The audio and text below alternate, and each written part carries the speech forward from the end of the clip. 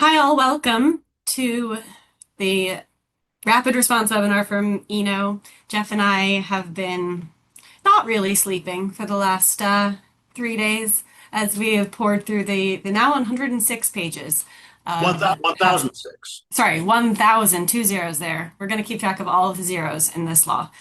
Um, so we're going to break down the funding levels first. Jeff will do a deep dive on all of that, and then we'll get into um, more of the policy changes that are being proposed in this bill. And if you have any questions, we will be happy to answer as best of our ability. There's a Q&A button at the bottom. You can type your questions there. We'll probably do it mostly at the end rather than along the way, but I'll try to monitor it to make sure if there's anything that we need to clarify that we can handle that contemporaneously. So with that, I'm going to turn it over to Jeff, and I'll just quickly just say thank you all for being here, for being ETW subscribers. We really appreciate your support. Yes, echo that. Thank you all very much for being here.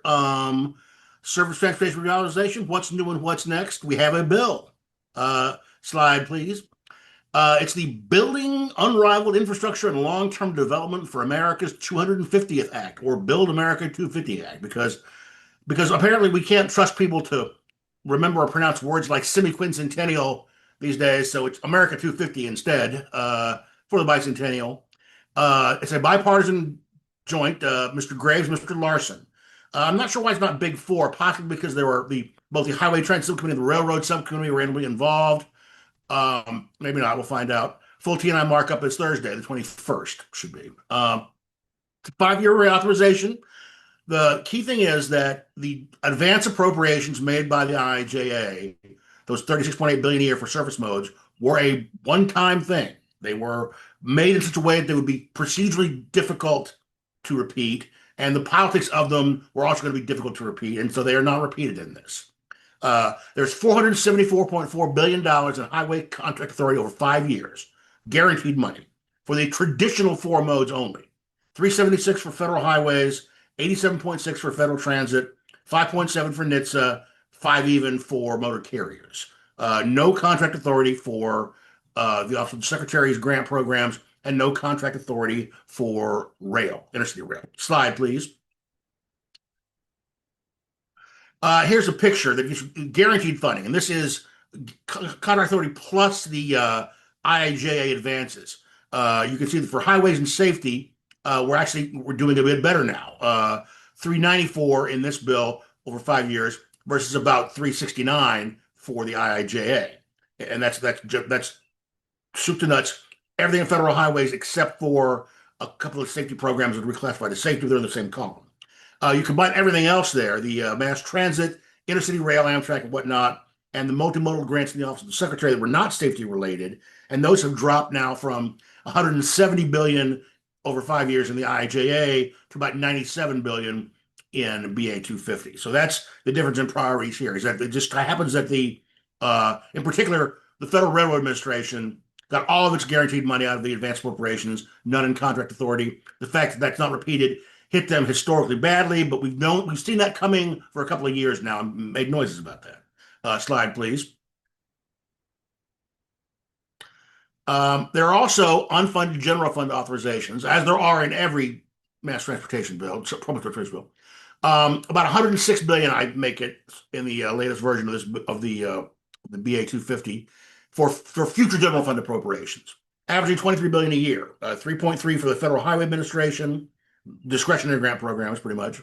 About 3 billion for a year for mass transit. That's almost all new starts. However, I did an article last week showing that if they just sign everything that's saying going to be ready for signature in 2026 to 2027 on the current dashboard, that's 4 billion a year they'll need rather than 3. So I'd love to see some math from federal transit on what, just please tell us if you sign everything on that list, what will the FY28 draw be? And I'm betting it's a lot closer to 4 billion than it is to the 3 billion a year that's being authorized by this bill. Someone needs to make some sense out of that.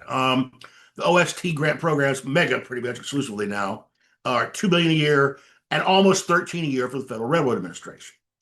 Currently, the last 5 years, the annual appropriations bill have only included 7 billion a year, excluding earmarks, for all these modes combined, for these four modes, and I'm including FRA, uh, uh, and versus the 23 that's going to be expected of them. It's it's always been unlikely that they're going to ride on the white horse and save all this stuff. And they're going to be releasing their annual funding bill for FY 2027 tomorrow morning. And let me just say, from what I've heard, if you're expecting them to come save the day, that bill is going to profoundly disappoint you as far as what they're providing the general fund for mass transit for surface transportation for next year. Slide, please. This is a comparison of the 5 years of the IIJA versus the Build America Act in terms of direct money provided. There's contract authority and the GF advances. And you can see that if you just compare guaranteed money to guaranteed money, the current bill is, 474 on contract authority only. It's a 24% increase. But if you combine all guaranteed money together, it's a 12% decrease. But again, that's considering railroads and the office of the secretary. If you just look at the traditional four modes, the 474 is $23 billion more than the IIJ provided for those in terms of guaranteed money that don't need future assistance from the appropriations committees. Slide, please.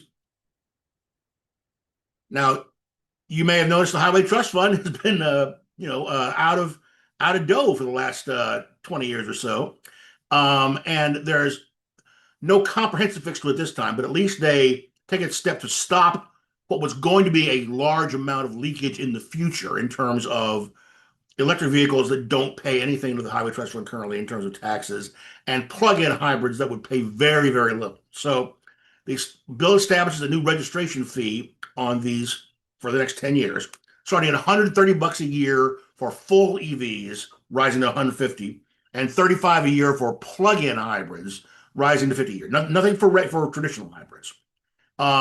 By my calculations, and I went through it, I'll show it in a minute, that would raise 10 billion a year over 5 years, maybe 30 over 10. That's not enough to balance the trust fund.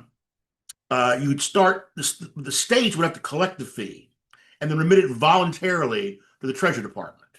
Or else they could also remit that same amount of estimated money from some other place. If some state wants to favor electric vehicles by taxing somebody else and then submitting that equivalent fee money to the Treasury, no one's going to argue with them. If states refuse to submit the money equivalent to the EV fee and hybrid fee, they will see their highway apportionments reduced by 125% over those estimated registration fee receipts were, figuring that this will be enough of a incentive to make states do it. How this will sit with the Supreme Court in those last couple of precedents, we don't really know about how far the federal restriction of funding can go to coerce states into action. We'll see. But as it stands, this money will be going into the general fund of the Treasury if the bill's passed. The Ways and Means Committee will have to amend the bill to deposit fee receipts into the Highway Trust Fund. One would think they would do it in the 80-20 ratio that all new revenues have taken since 1983, but there's no guarantee of that. So we'll have to wait and see what Ways and Means does in their markup. Now, as far as I tried to get some numbers and figure out those 10 billion and 30 billion a year numbers I came up with. Slide, please. The Energy Department came out with their annual energy outlook about 4 weeks ago. They put an alternative transportation case that assumes that the Trump administration's new EV policies and emissions regulations will stay in place indefinitely. And these are their forecasts for the number of EVs and plug-in hybrids on the road each year going to 2036. After this, the base forecast and this forecast were wildly divergent in terms of fleet turnover. But so, and that's the numbers, that's my math being transparent of how I came up with $10 billion over 5 years and $29 billion over 10 years. You can use whatever assumptions of EV market penetration you want. I'm using those from the EIA 2026 Outlook Alternative Transportation Case. Slide, please. And here you can see it's welcome money. It's real money. It doesn't dig us out of the hole. our if you split it 80/20 in the highway account, our 5-year hole was $77 billion. This bill will add an extra $32 billion at least in extra spending from the trust fund, and only 7.8 in extra revenues to fill it. So our hole goes to $101 billion. Similarly, on mass transit, the hole was already 44. We dig it $6 billion deeper with higher spending, only replace two of it, etc. So, with my math, under this bill, you would have to have to get it for 5 years. You'd have to have a general fund transfer or other magic the Ways and Means can do with their special voodoo.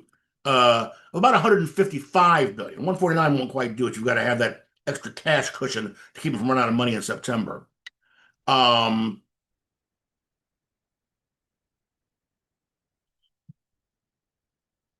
I'm tripping, but I'm not in charge of this. Okay, and another one, another one more. All right. This the new bill on the spending side. This bill, one before that. There we go. This bill emphasizes formula programs, not competitive grants. That is a bipartisan decision of Mr. Larson and Mr. Graves, going on down. That the way that in a time of restrained resources, they will be happier uh, with they will be happier with um, making more people happy with formula money than with competitive grant money. So you can see that the Build America money puts out it's a 10% increase in highway formula funding over the IIJA over 5 years, and a 16% almost increase in mass transit formula funding once certain set asides are pulled out. Uh, than the IIJA. So despite the fact that there's not a lot of growth in some places, they are putting real growth into formula programs. Next slide, please. Here we go. And taking a close look at the highway formula, you can see that some do better than others. They maintain the Transportation Alternatives Program, give it the same boost as the regular surface grant at 15%. The freight H slash now HPC bids a 15% increase. Metro Planning, in a win for the Democrats, gets a 23% increase. And the bridge formula was the most popular thing that the IIJ did as far as Republicans can see was that bridge formula program in Division J, and they are carrying it on with a new bridge formula program and beefing that up by 64%.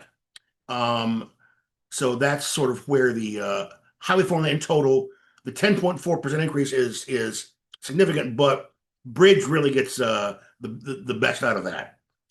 Carbon reduction and protect resiliency formulas from IJ are limited, but they're made eligible for those same projects are made eligible for other grant programs. Slide, please. And now turning it over to Rebecca for a minute. Thanks. So this is sort of I think Jeff already mentioned a number of these, but trying to give a bit of a snapshot. A lot of one theme of this bill is definitely program consolidation and also repeal, particularly of programs that were proposed under both the IIJA and also the Inflation Reduction Act. So that includes a number of bills that were repealed, including not only bills that were funded, but even, for instance, Healthy Street was a program that was not even, it was just authorized for appropriation in uncodified text. They went in and repealed it from IIJA. It's the program infra still exists as an authorized for appropriations, but is not receiving contract authority. And then there were a number of programs that were defunded, but their eligibilities exist in other places. For instance, low-no emissions is kind of folded into the broader eligibility of bus and bus facilities. It's not a set-aside amount. Reconnecting communities is like you have to follow the statutory citations very carefully, but it is eligible under the STAG program that Jeff will talk about. There are a couple of programs that are turned into set-asides that I would say, the majority of the climate title from IIJA has been fully repealed, with the exception of the Protect Competitive grants. But one program, the charging and refueling grants, is a set aside that's put into CMAQ. The way CMAQ works, because it's divided out of a state's apportionment after all of the state apportionments are divided, each state gets divided into their own formula programs. The states that receive a lot of CMAQ are the ones that in 2009 had a lot of non-attainment areas. So that's going to be pretty real money in California.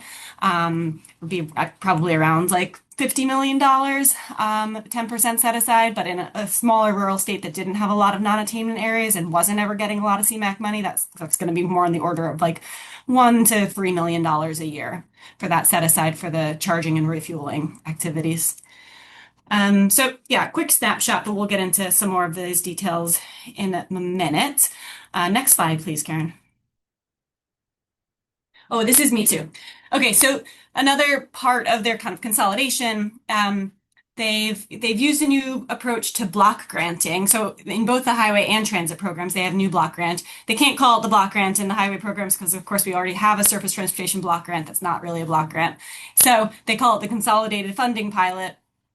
And essentially, up to 10 states could apply for this new authority to receive their apportionments as a block grant. There are certain criteria that are put into statute in terms of their bridge condition and pavement condition and their adherence to performance management. But essentially, once accepted into that program, they would receive their full base apportionment for all of the core formula programs. It wouldn't include the bridge formula program that's been created because that's not part of the core formula program. But all of their core federal aid highway program apportionment would be received as a block grant with eligibility for any of those programs. So NHPP, Surface Transportation Block Grant, the Highway Safety Program, CMAQ, planning, or the National Highway Freight Program. And there would be some structure still in place in terms of suballocation by population. 25% of it would have to be allocated by population of the entire block granted apportionment. But otherwise, there would be wide flexibility in terms of the uses and locations of those activities. And there's also language that does say it has to be consistent with 134 and 135. My expectation is that that still means that there would be, the program selection activity authority would still be held by the TMAs in the large metro areas. But I think a lot remains to be figured out how that will be implemented. And then on the transit side, there's a transit block grant that would be created. And this is not limited as a pilot to only a certain number. This is eligible for all states if they're interested. They can apply to have consolidated formula grant authority. So all of their formula funds and the designated recipients, the transit operators within the state can elect not to participate. However, in those areas where there are multiple transit providers, which is many urban areas, if the majority of the direct recipients say that they do want the state to take on the block grant authority, then that transit operator is overruled and has to participate, and having it provided as a block grant rather than set aside for the different formula programs. And there's some real advantages that they've put into the statute for participating in the block grant. So specifically, the eligibility is pretty wide open: capital planning projects, job access and reverse commute projects, operating assistance for all size, regardless of the limitation that's in urbanized area formula grants for, that you can't use operating assistance currently for urban areas above 200,000. That would not apply for the formula funds that are going to be included in the block grant. Accessibility, intercity bus projects would be eligible, other projects as well that I didn't list out. And the cost share would potentially be better because it would be 80% federal, but also subject to the sliding scale that's in Title 23, which allows a higher federal share for those states that have a lot of public lands within their land area. So, some of the federal shares out west, get up to 90+%. And then this excludes, there's a new term that's put into statute, which is primary urbanized area. And that refers to any urbanized area that's above 3.5 million population or a TMA, so a 200,000 population that is a cross state, a bi state, or multiple state urbanized area. So those would be excluded from this block grant program. I think a state could probably still participate, but the funds for that urbanized area could not be included in the block grant. Next slide, please. A few different things just to note. So for NPOs, there's interesting new authority where an NPO can apply to be a direct recipient of the planning funds that are allocated to their area. And further, they could receive a direct suballocation of obligation limitation, which is a new concept that hasn't been put into statute before. And that would be in an amount equal to the amount of their contract authority for the PL funds. And those obligation limitation amounts would remain available for a 2-year period rather than expiring after 1 year.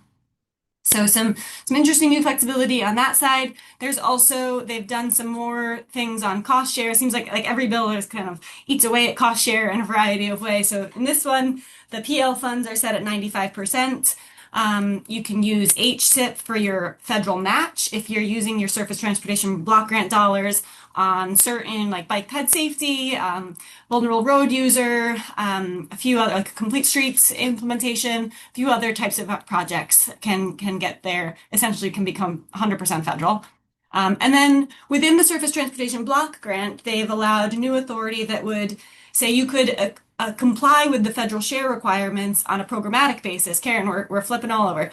So instead of every single project having to achieve 80% federal, 20% local match, or whatever your state match requirements are, you could achieve that across a program of projects or across your entire surface transportation block grant apportionment.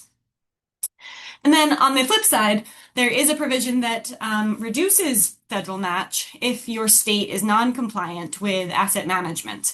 That's, of course, been put in place since 2012, and this is sort of the first, I think, step toward making that have a little bit more teeth, that perhaps.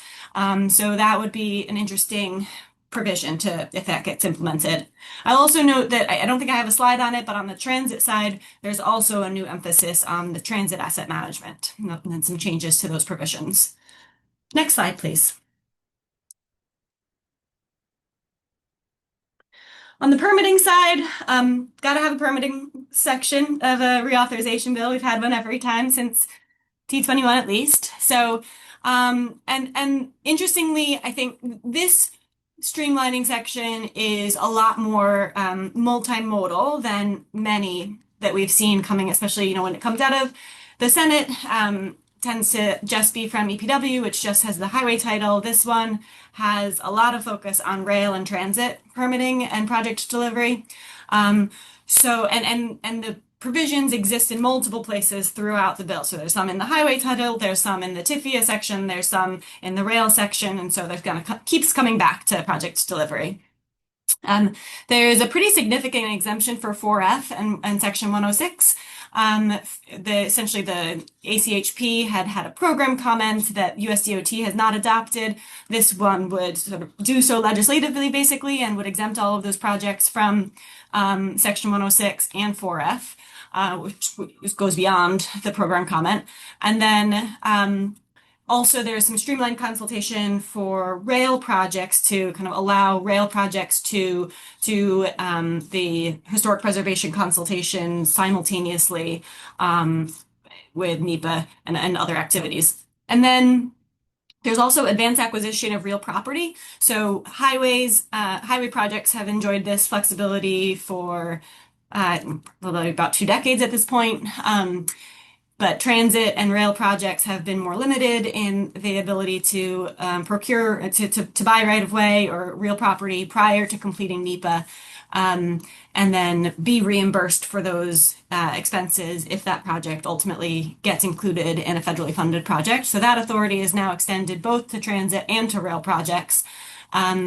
There's also a lot of new changes on categorical exclusions. So we have existing state programmatic agreements for categorical exclusions. They can make a programmatic agreement with the Federal Highway Administration to make determinations about CEs. They can now make the make a programmatic agreement directly with FRA and FTA, regardless of whether they have the existing agreement on highways. So a little bit more flexibility there. There's also ability for transit providers to participate in the Section 326 assumption of CE determinations that currently is limited just to state DOTs.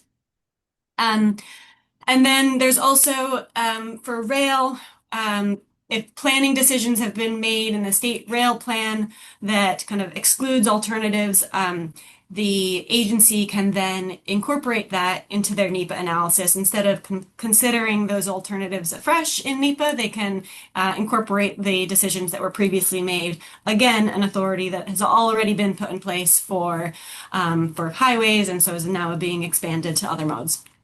And then a couple of new CEs that have been put into statute, including for the TOD projects that are eligible under TIFIA and DRIF. There's also relatedly language kind of clarifying what those TOD projects are and trying to make it a little bit easier potentially for them to be used, including changes to how creditworthiness is assessed. And then the CE that exempts those projects from NEPA. And the cost thresholds are doubled up to $12 million for the small federal dollars CE that was put into place I think in map 21. And then finally, rail projects that are in the existing right of way for the agency for that rail corridor, those are also exempted. Again, modeled on a legislated CE from the highway space. Next slide. Jeff. All right. They, as I mentioned, they get rid of a lot of competitive grant programs from both from IIJA and in some instances from the FAST Act. But and they're replacing them in the highway part of the bill with a sort of many programs in one called STAG, the Surface Transportation Accelerator Program. And it's designed to replace the RAISE program, for which they are striking the authorization, and also the rural grant portion of the rural transportation line that had 3-in-1 in IIJA. But basically, so it's 2.4 billion a year in contract authority. Half of it, 1.2, goes to a local regional grant program. It's basically designed to replace RAISE/Build/Tiger. And it keeps the 50-50 funding split for projects of urban rural at the 200,000 population threshold that has been for these programs for a bit. I was using infra, by the way. And it's basically everything under the kitchen sink pretty much is eligible. Highway, bridge, mass transit, freight rail, intercity rail, port development, ground access to airports, the salmon culverts are eligible, and anything else that the secretary okay. So there's a hold harmless clause. Basically, anything the secretary decides is a good project can get funded by this. That's related to surface transportation. Minimum grant size is $5 million, $1 million for the rural grants. Max at $25 million. There's a 15%. No state gets more than 15%, like has been in RAISE for a while. There's of the rural half, there's a 10% set aside for communities between 50 and 100,000 population, and then there's a 1% set aside for areas of persistent poverty. As Rebecca mentioned, somewhere in there's a bit saying that some of the reconnecting communities stuff is eligible for some of these grants. So that will turn into a referendum on which party's holding the White House at the time as to whether any of that actually gets done under this program. So half of it's 1.2 billion a year for the RAISE replacement. And the other half is for two separate parallel grant programs, one rural, one urban. But these use the census definition of urbanized area, which is 50,000 population or more, not 200. And I looked it up today. There are 319 urbanized areas in the U.S. in the 2020 census that were over 50 grand, but under 200K. The biggest was Port Charlotte, Florida at 199,998. And the smallest was Walla Walla, Washington at 50,013. I used to think I was from a rural area, but Morristown, Tennessee Now it's urbanized area of 66,539. So, go figure. But so it's an interesting little test. We've got half of the stag money is using the previous infra slash raised definition of urban rural, and the other half is using the census definition. So the rural grant program for places under 50,000 population, it's basically highway bridge projects only, with some things like you know being able to get farm movement projects, for agricultural commodity movement projects, and some traffic demand stuff. But minimum grant size 5 million, a 10% small project set aside, a 15% Appalachian Highways project set aside, a 15% set aside for projects in states that have high fatalities from lane departures, a 10% set aside for projects that benefit agricultural movement, and a 5% set aside for micro areas of under 5,000 population. So 30, 45, 50. So 55% of the money is set aside in some way for something.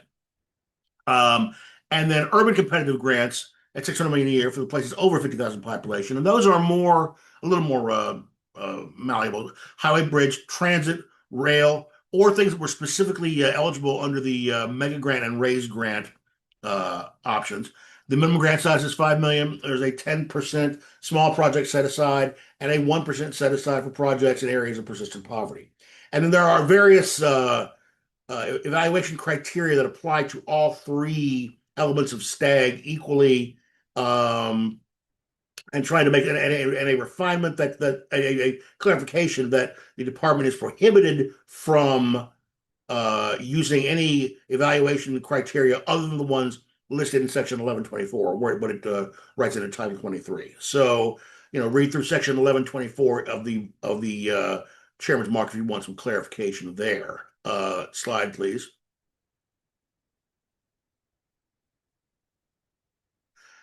And then the other big thing, the two big things in the highway title, really program wise, are bridge and stag. So on the bridge side, it's a stunning amount of money. And so there's a formula program and a uh, competitive program, just like under the previous bill. But also, this is also supposed to replace not just the two bridge programs authorized by the IIJA, but also the one that popped up most years in the annual appropriation bill, the old Jack Reed program as well. So it's supposed to replace all that.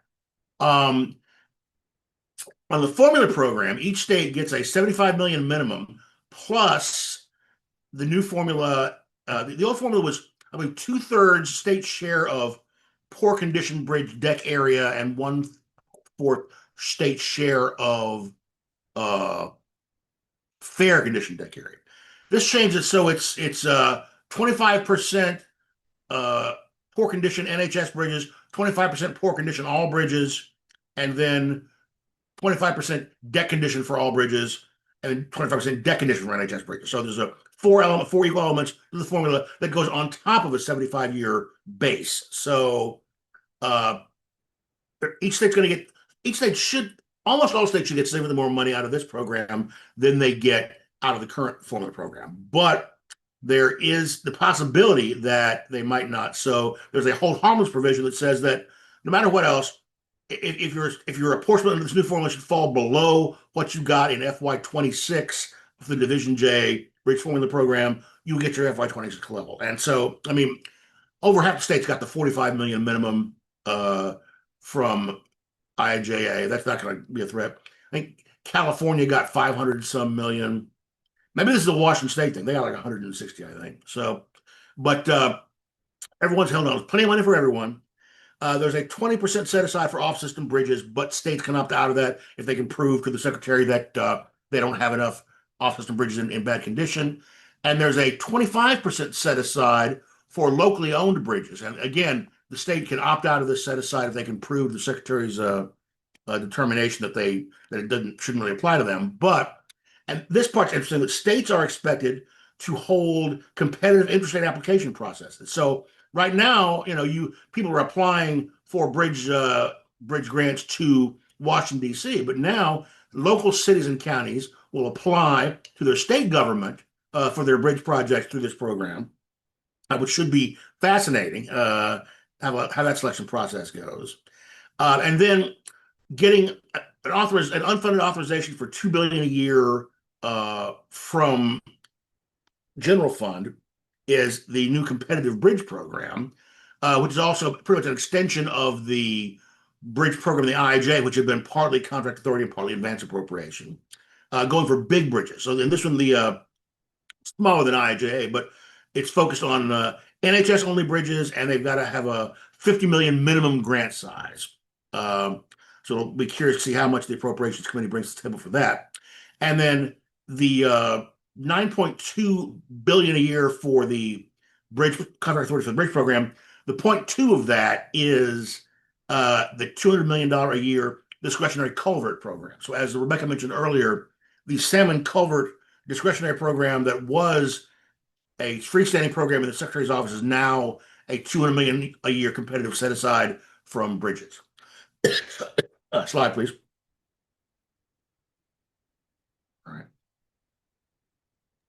This is me. But so before I go on to this, I'm just going to answer two questions that had come up in the chat real quick. There was a question about the two questions about the consolidated block grant program for highways. The 10 states, there are, I don't see any penalties in the states for failing on the performance measure other than potentially not being continued as a block granted state. And the entire program kind of has to be reviewed in 2031. It's not set to continue on in perpetuity. And the minimum performance that they have to achieve is just the minimum levels per condition that are set in the regulations by Federal Highways and Transit, by Federal Highways for bridge condition and for pavement condition. So that was one question. And then Karen, you'd asked about the set aside from the consolidated block grant program for TAP. I don't see any set aside within it for TAP. So I think the way that it's written is that the all of the funding under Section 133 would be block granted, and the state would have much more flexibility for how to expend those dollars without a set aside for TAP. So moving on to CIG. A few changes worth noting. Small starts will now be called streamlined starts. New branding, and it is not as small as it was. So the maximum size for those grants was previously 400 million, so that's increased to $1 billion. And the federal share was previously 150 million, and so that's now set as a percentage. It's a max of 50%, so up to 500 million if you had the top cost of the grants under that. There's also some provisions so essentially if you have been a successful applicant and delivered a project within the last 5 years, or I think applicant within the last 5 years completed the project within the last 3 years, you will receive a more expedited review of your capacity and application to facilitate, grants coming from the same agency. You also will get benefits if you've already got your local commitment of 50% of the total cost of your project. You will be exempt from pretty significant portion of the material, the data collection requirements and the analysis plan that are required under CIG. So it could be some real, benefits there to make that program a little easier to navigate, particularly for, projects that are a little bit more supported or from high capacity agencies that have already done it before. There's also an interesting benefit on the housing side. If you're able to demonstrate that you've had pro-housing policies enacted within your locality, you'll be able to receive an extra point in the rating criteria in your score for your project. And then there's also some, so for the streamlined starts, projects don't even have to demonstrate cost effectiveness. And then for other projects, the secretary could use different ways of measuring cost effectiveness of the project beyond just cost per rider. And then there's also language encouraging there to be more flexibility between, rather than just you're either small starts, now streamlined starts, or core capacity, or there's more flexibility across the different CIG categories intended with these changes. Next slide, please. Um, so a few other things on the transit side. There's, IIJA had an all stations accessibility program that was in Division J, and so this bill, even though it discontinues all of the Division J programs, this bill moves that into the contract authority, the main portion, Title 49. So it's now there's a within the transit agencies 5307 apportionments, they'll be required to spend a certain amount on ADA accessibility for rail fixed guideway transit stations. And specifically, that's tied to the percent of your stations that are not, that are inaccessible, as determined by the secretary. So, 3% if you have 30% or less of your stations are inaccessible, up to 4% of your $5,307 if you're between 31 to 50% inaccessible, and 5% if more than 50% are inaccessible. And then in addition to that spending, there's a set aside from 5336 for ADA projects. That's 1% of the $5,336. Next slide. Um, Huge focus on fare evasion. Safety broadly, but safety almost means fare evasion in this bill. So there's a new section 5321 that will be funded from a separate 1% set aside from 5336, which I think is already an existing set aside, but the language in 5321 is much broader now. So it includes stationary improvements to improve safety for passengers and employees, also fare enforcement infrastructure and activities to enforce it. There's surveillance systems, there's a huge list that you can look at in 5321. It also includes some things that would be classified as operating assistance, including hiring police officers as well as violence disruptors. And so both of those, are subject to limitations on how much could be spent on them because they would be operating assistance. And then another provision, there's a new reporting requirement on transit crimes, assault, and it specifically requires agencies to report on the amount of revenue lost as a result of fare evasion to the National Transit Database. Then there were new requirement for bus design that all buses will have to be built with floor-to-ceiling barriers that could fully enclose the operator to protect them from assault. And then finally, probably most significantly, every city or state will have to have the act of evading fare be classified as a criminal or civil offense under their state or local law, or face a withholding of 10% of their apportionments by 2028. Um, Next slide. Pretty significant changes on bus procurement policies also. So there's a few different things, and I should just put a plug out that Eno is actually putting out a report on bus procurement and customization costs coming soon. So I'm happy to be part of the kind of the zeitgeist on bus procurement and customization that's clearly happening. So the proposals that have been adopted are fairly stringent. So essentially FTA would determine what is the average cost of buses and specified based on propulsion type and bus length, and they would set a maximum amount that you could receive in federal funding for that bus based on those averages, which is a 5-year rolling average. And that's going to be, whatever that average is, you can only receive 80% of it, and then that's going to decline by 5 percentage points per year. And so this will be regardless of your federal share for your program. You would only be able to spend that amount on each bus that you're procuring. But there's an incentive for the use of state contracts. They would be exempt from that maximum federal funding. There's also some new language for FTA to update their clearinghouse on joint procurements. so which may help as well. And then there's very broad language on rolling stock. The ban on Chinese rolling stock that was put into place maybe 6 years ago or so, 5 years ago, has been expanded. So, it's not just Chinese rolling stock, it's now from Iran, Russia, or North Korea.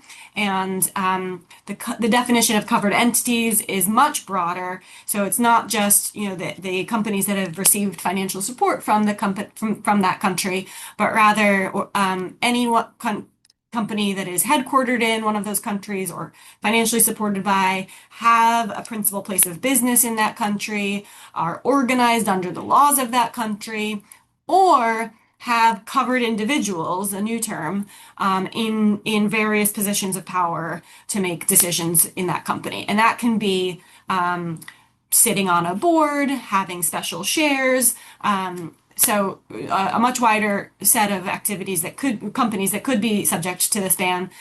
Covered individuals are any citizen or resident of the covered nation who is not a citizen or resident of the US, in addition to other definitions. And this applies to um, rolling stock, but also if the electric powertrain of the vehicle was made by one of these companies, that vehicle would also be subject to the ban, and charging infrastructure that is used to power a covered vehicle would also be subject to the ban under all of Chapter 53 of Title 49. Next slide. Oh, and also I should mention this. Another change in the transit section is getting rid of the spare ratio requirement that requires agencies to have no more than 20% of their vehicles, off clock at any time during peak hours. And so, this has been a struggle for some agencies to meet. So that has been struck. Moving on to NHTSA. The big change is that Section 405 has been consolidated into Section 402. So it's just one program now, and there's 6 priority areas. And it's an interesting, use of performance to tie to funding. Essentially, state safety agencies will have broad flexibility for the use of those funds, but if they are not achieving these minimum criteria or performance outcomes, rather, for each of these 6 priority areas, then they will be required to spend their dollars for those purposes. And I've listed them here. And each of them, with the exception of distracted driving, has a performance threshold that has to be hit that I put on the slide. Next slide. Yeah. All righty. With regards to rail, again, the basic headline here is that the FRA got $66 billion in guaranteed advance appropriations over 5 years in the IIJA, 13.2 billion a year, and they get nothing in this bill because it was going to be procedurally extremely difficult for the T&I committee to do this. They decided they weren't going to petition the Appropriations Committee and the Speaker of the Ways and Means Committee, whatnot, for the major dispensations they would need to be able to do it. So it authorizes appropriations to provide 12.9 per year, but their average is only 3.5. And the appropriations committees are given a annual total that funds all the discretionary at DOT and HUD, and they've got to make things fit. And so some years, like this year, we'll find out tomorrow, it's supposed to be a bad number, and that trickles down. And railroad grant programs are one of the big places that it trickles down to, because budget accounts that pay people's salaries of people who vote and benefit people who vote always crowd out capital if you give them long enough. And that's what happens at HUD, is that at Transportation HUD, is that the accounts that uh, uh, support people's salaries, like air traffic controllers, and of people's direct benefits, like HUD rental vouchers, crowd out all the capital stuff. They wind up giving Amtrak just enough money most years to stay operational, but not enough to buy down their capital backlog. So we may be back to the dark days of that. The authorization does make some changes. There were a lot of changes in passenger rail policy in the IJA that never got completely were never discussed on the Senate floor and much less the House floor, and weren't really discussed at the markup. There were profound changes in Amtrak's direction. It got rid of the pretense they would have to operate as a like they were a private business and seek to return federal to a federal break zero and minimize federal investment, etc. So they pull back some of that a little bit in this bill. They ask Amtrak to provide service competitive with other modes of transportation, so that they're, and I don't know whether this is all due to my annual comparisons of their cost per available seat mile per city pairs with airlines, for example, but or at least try to work in that direction. They're not a little island by themselves.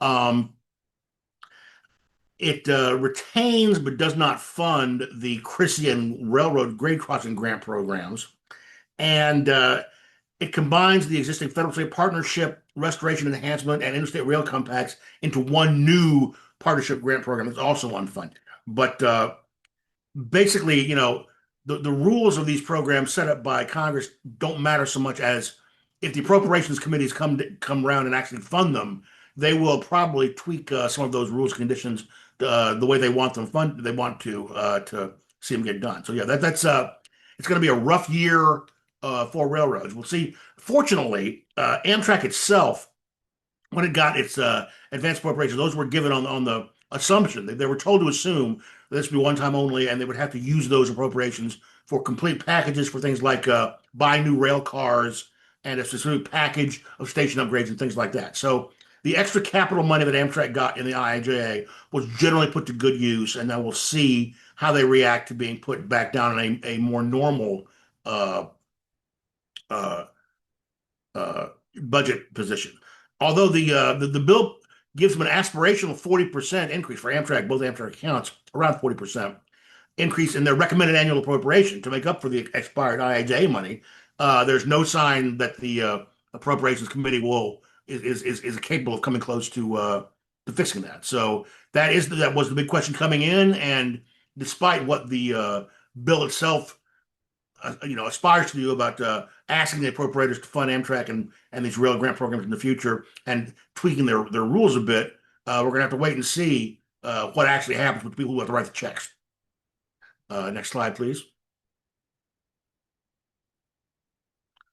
Um, on freight and multimodal, the popular infra grant program is continued, but it's taken out of the Highway Trust Fund and turned over to the appropriators again. That recommended general fund authorization only at $2 billion a year. So they're getting rid of the authorization for build, which the appropriators created in the first place back in the 2009 era stimulus law, and replacing it with a more highway focused and less multimodally focused infra grant program, and asked to fund that instead with their general fund appropriations. They also changed the urbanized area threshold in this one again from the 200K they've been using down to 50,000 population. The highway freight formula program is maintained, and they're adding high priority corridors to the name of the program and the eligibility for the program. And I find this fascinating because it's like being back in the mid '90s when every lobbyist out there was trying to get their client the coveted designation as a high priority corridor in that long list of in section 1105 of ICE-T, which is now growing. There's 100 of them. The GPO actually maintains an updated text of ICE-T, and as of December 2024, were 100 of those high priority corridors, all those bad boys. But so now, for the first time, they're going to have a dedicated stream of money. They're being added to the and given emphasis on the National Freight Network and made eligible specifically for the freight program. Other changes include in this program and in the National Freight Strategy and in the instructions of the Secretary when evaluating infra grants is a much greater focus on eliminating freight bottlenecks and also on adding inland ports to the network. I also believe they are making some kind of like more waterborne projects or inland water slash dam and lock projects eligible if they have a strict nexus with the highway transfer. Um, they reauthorize the mega grant program again at its former 2 billion a year level, but it's all general fund authorization in the first place. They do authorize year of multimodal transportation aid for the Olympics, Paralympics, and World Cup. Uh, we'll see if the appropriations committees try to, they were already asked to do something in advance on this. We'll have it in the bill tomorrow. And it defunds direct uh, grants, but does not limit the Salmon Culvert program, which lives on to a certain extent, a lesser extent, as a set aside in the bridge program. Slide.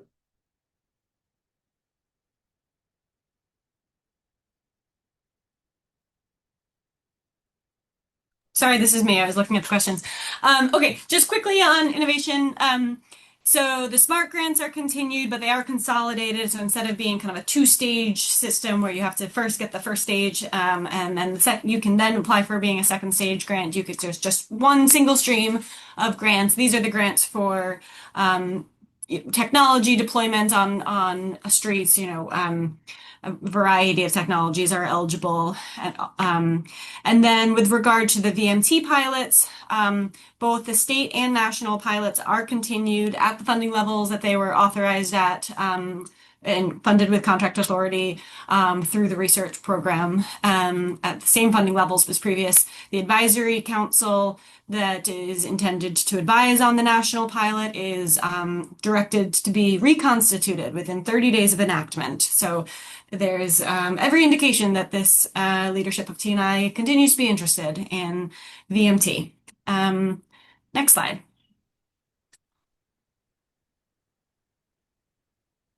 Um, as to what next, um, again, markup is Thursday morning at 10 a.m. in TNI.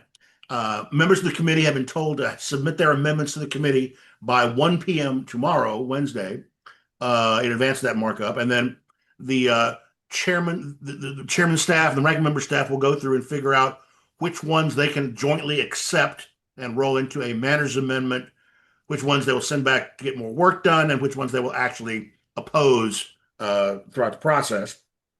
Um, hopefully, they get it done in a day. Maybe it'll take 2 days. Who knows? And at some point, the House Energy and Commerce Committee is going to meet to add a NHTSA vehicle safety title, both the funding authorization and then whatever else has been happening on autonomous vehicles, based on Mr. Guthrie's draft bill from last December. I believe there was a hearing on it in late January. The Science Committee is marking up HR 8748, its bill, on Wednesday at 10 a.m.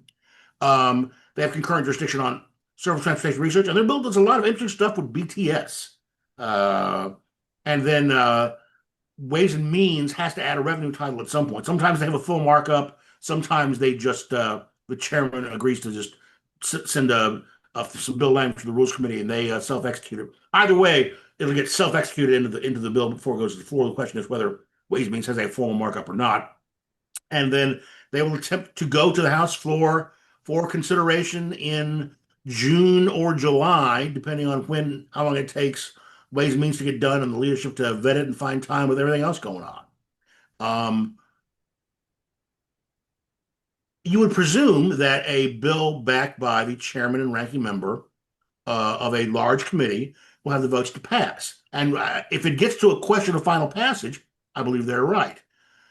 Whether it can get to the floor, given that all votes on procedural rules that bring bills up are party line, tend to be party line votes, that is a different issue. There are different ways we can imagine that going wrong of someone insisting on operating a amendment that would upset either this bill or some other kind of apple cart and they're not being able to find, with a 2 vote majority of whatever the Republicans have from day to day, never taking anything for granted. But if they can get the votes for a rule to bring it to the floor, I believe the House can find the votes to pass the bill. But with that, that's the end of the presentation. How much time we have left there? We're probably in So overtime. we have, yeah, we used our exact full hour, but we still have 18 open questions. Let's just try to run through these and you can stick around if you're interested.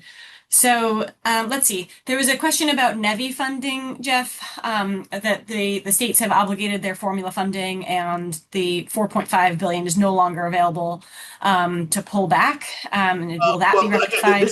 this bill doesn't actually try to rescind any of that. That's what the appropriators do. There was an appropriated uh, program from the beginning, so the appropriators do that in their bill. We'll see tomorrow, and I did some of it last year.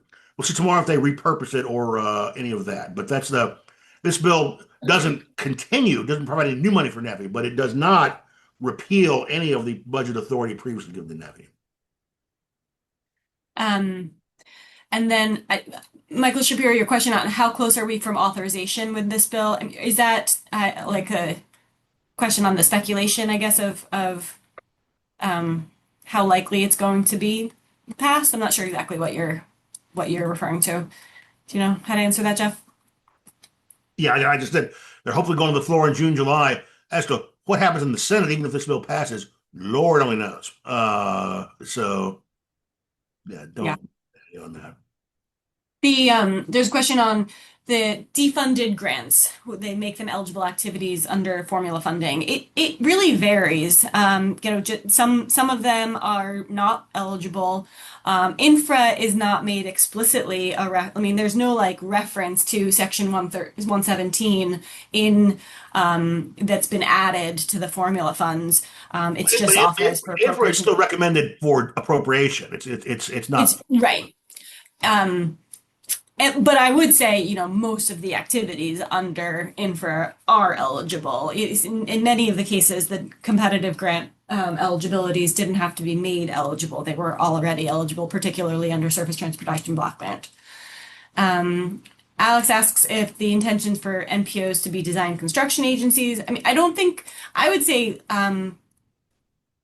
this bill less so than IIJA makes that intention by, moving more things to formula dollars and having um, having kind of fewer discretionary grants provides fewer opportunities for that role for NPOs. The direct recipient is for the PL funds, so it's not for the construction.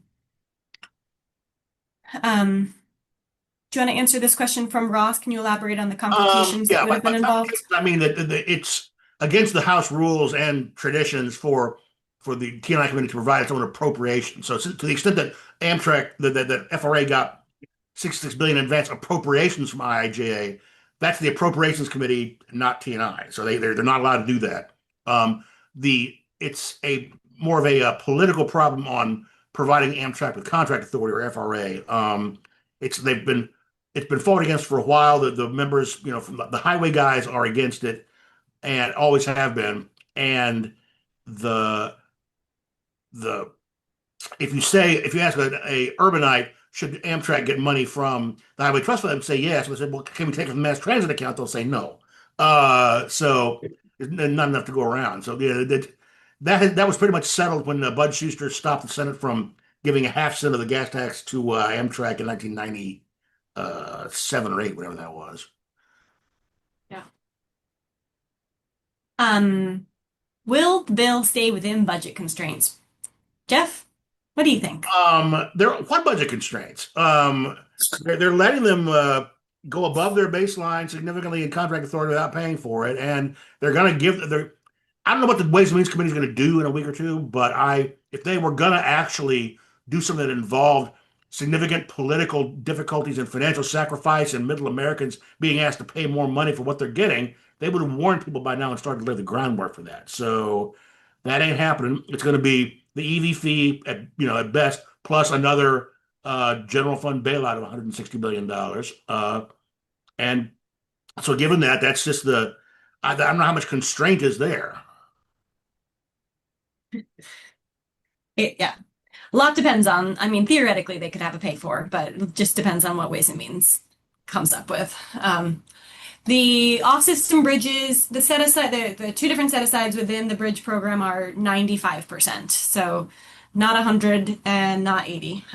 But so yeah, for any locally owned bridge. Um, Anonymous, the The ANS, I haven't read the whole, I haven't done a comparison of the whole thing. I was told by a staffer that the only two changes that would make a difference at a dollar sign with them are striking the build authorization and increasing the set aside for rail highway grade crossings in the formula from 245 to 250 a year. Those are the only two changes made with dollar signs. I have started referring to the ANS as I read through it, but I have not started from the beginning in the ANS. If you would like to, this is a confessional. Okay. Does the bridge program, the competitive grant program, allow construction of new bridges? I think so. I don't know. I would have to look that up. Um, I'm pretty sure the eligibility for all of both the formula and the competitive pieces for construction or reconstruction. Construct, replace, rehabilitate. Yeah. Um, Um, Michael, what will happen to California HSR? There's actually something in the bill on that. They appoint a new working group or evaluation group or something of wise men and women.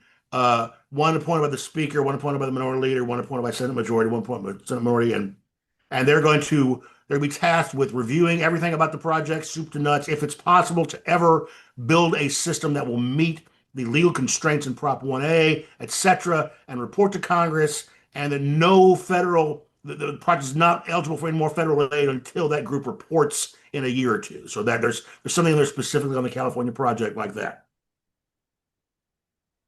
yeah. Um, Stephen Davis does not have the same optimism that you have, Jeff, with regard to FTA's diligence on full funding grant agreements, which Yeah, I we'll guess see. remains to be seen. Hope springs eternal. John, I just mentioned what we don't know what Ways and Means will do, but it's leaning. If they were going to ask members to make a difficult vote, we would have heard about it by now. Um, so Jennifer Taylor asks about the competitive grant. There are more competitive grants than just these. If you look at the table that Jeff put together that's on our reauthorization page, there are still set asides for wildlife crossings. Oh Um, yeah. how that's the one program that survived the discretionary grant program reaping. I don't know. There are, Parking infra pilot. is just authorized for appropriation, not funded. Bridge investment has the state level discretionary grant stag, but then reconnecting communities is is one of the eligibilities within the urban portion of stag. Um, and Protect. then I think there's others too. The Safe Streets for All program is Yeah. continued, moved into Title 23. Um, Protect. Yeah. uh, um, yeah, there's I think that those are the main ones in the highway space. The protect discretionary grants are continued. Um, so yeah, there's if you take a look at the title, outside of the ones that are clearly the formula program, they're pretty much all discretionary grants. And there are quite a number that are continued. Corridor ID. There's something in there at section 10107. I didn't read it that closely. So they do make some updates and carry on the program and shit, but 7 pages of updates. So I'm not qualified to talk about it, but it's section 10107. The ETW Express that comes out tomorrow will have an article from me on that section. I don't I like think that program, so I'm not. I'm always hesitant to. tell us how you really feel, Jeff. It's from my quick look that I've done so far. It looks like they're trying to make it a little bit simpler, like fewer steps, which is kind of consistent with their approach to other programs, and make it a little easier for agencies to demonstrate that they have their financial plan set. So I will dig in and get an article out tomorrow. Sorry, Andrew. Um, and then I think you already mentioned the California high-speed rail. Um, yeah, we more to come on corridor ID. And then let's see, Ways and Means needs to amend the bill to redirect. I think we already kind of talked about that. No, never quite clear what Ways and Means will do. Um, August redistribution.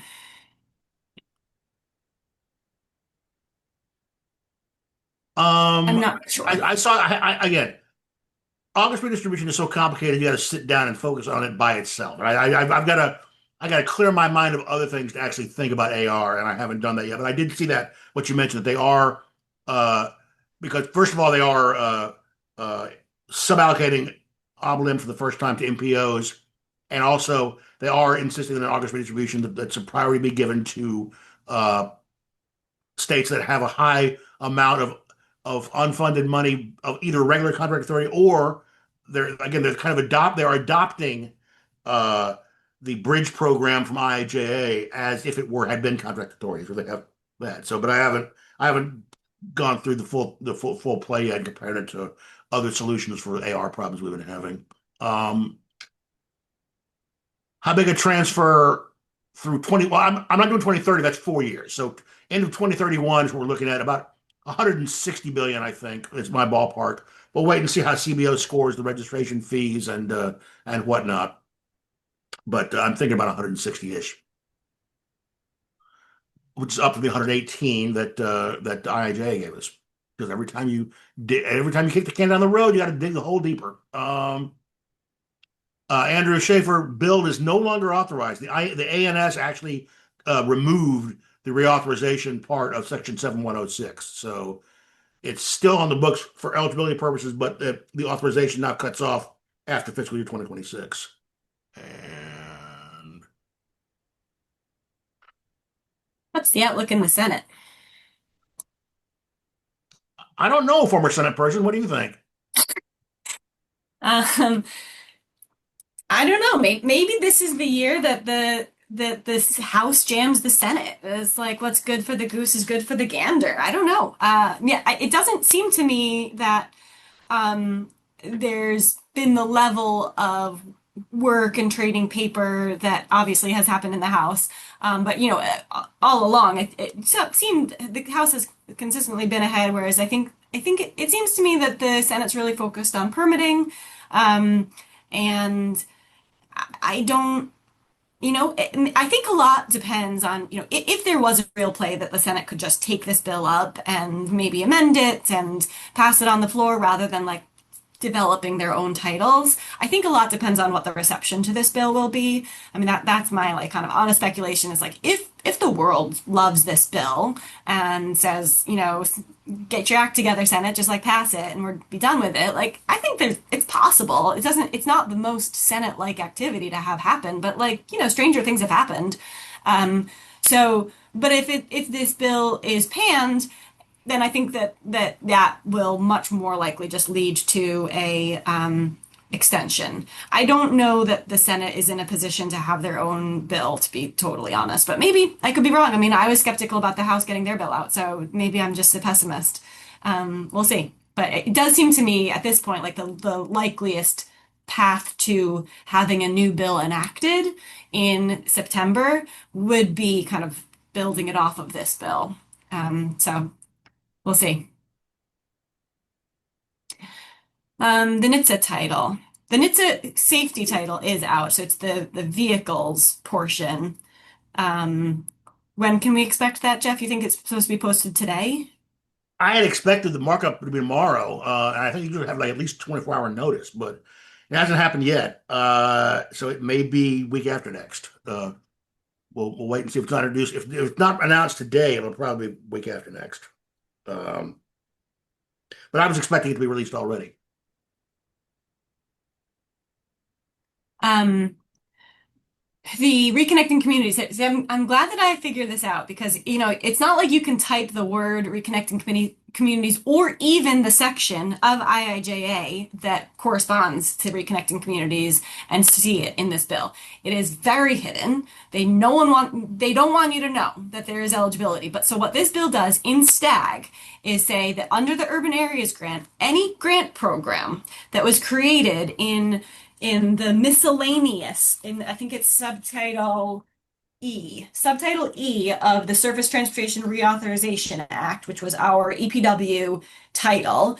The miscellaneous title is like all sorts of random things. Most of them are not grant programs, but that's where Reconnecting Communities is, along with um, the Stopping Threats on Pedestrians grant program, and the Invasive Plant Elimination grant program, and also the Active Transportation Infrastructure Investment grant program, which was repealed. So that's not eligible. But all of those other grant programs that are in that subtitle E miscellaneous from IIJA are eligible under STAG. So that's how they snuck it in. Shortening the bill length so that it doesn't come in an election year. Oh, Back off the from that. number of years. Got it.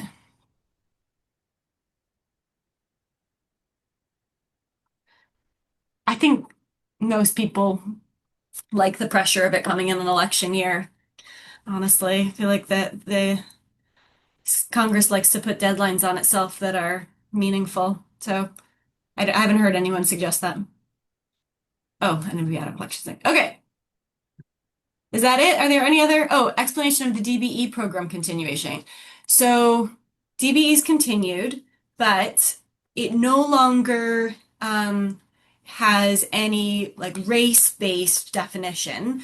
The definition of what it means to be socially disadvantaged has to be determined by the state, I think. Is that what I had written? And it under guidance that is created by the secretary, I believe. So there is still a DBE set aside for the highway dollars, but it's a lot more flexible, probably. And then I mean the small business. I think that it's always been kind of small and disadvantaged businesses. I don't think that that aspect of it is new. They're trying to remove any trace of explicit racial consideration, trying to basically a Supreme Court proof it in case there's another, case that makes it up there to the Supremes, and B, maybe it's about trying to find something that that wouldn't automatically draw precedence of veto. I don't know about that, but I think it's more about court proving it, given the last few decisions coming out of the Supreme Court on because it's the issue of college admissions and things like that. They're not the same, but they're related a little bit, to DBE. Some of the same legal considerations come into play. So I think it's about Supreme Court proofing the program.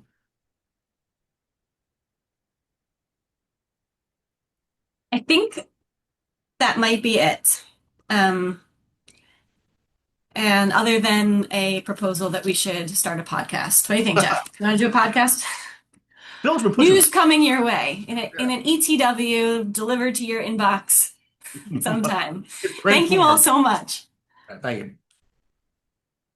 And we will, I think we were going to make the slides available, right? We'll Yeah. put them on our reauthorization page. Yeah. Yeah, sounds good. All right. Great. Bye, all.